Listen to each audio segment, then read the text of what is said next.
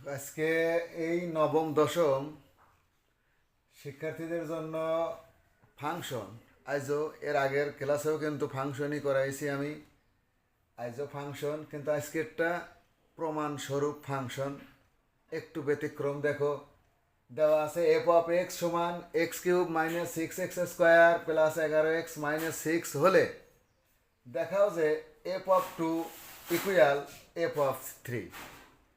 তাহলে আমরা আগে যেখানেই এক্স আছে সেখানেই টু বসাবো, অর্থাৎ এফ অফ টুটা আজকেই করব, এখন করব, আগে করব, এবং এফ অফ থ্রিটা একটু পরে করব।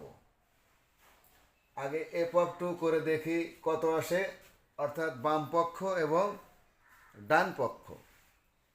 তাহলে শুরু করা যাক। দেখো লিখি, এখানে আবার উঠায় নেই এফ অফ এক্স, এটা দেওয়া আছে এফ অফ এক্স ইকুয়াল কত, x cube minus six x square plus 11x,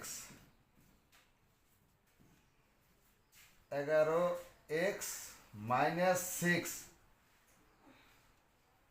সমান, যেহেতু আমরা করতেছি এফ অফ টু, এখানে লিখতে পারি লেফট হ্যান্ড সাইড, লিখে নিতে পারো বাস। এফ অফ টু এখানে দিলাম এফ অফ টু,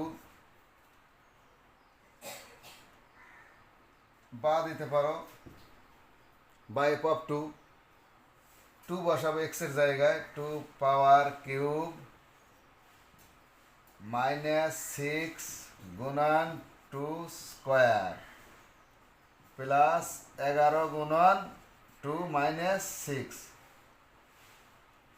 দেখো, টুকে কিউব করলে 8 মাইনাস 2 দুগুণ, এই যে 2 দুগুণ 4, 4 ছক 24 প্লাস 11 দুগুণা 22 মাইনাস সিক্স। তাহলে দেখো, এই 22 আর এই 8, এই দুটা কিন্তু যোগ করলে 30,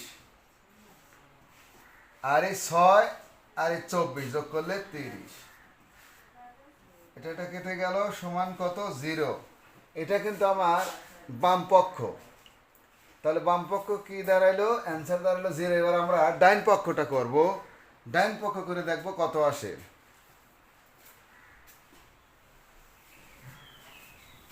তাহলে এইখানে শুধু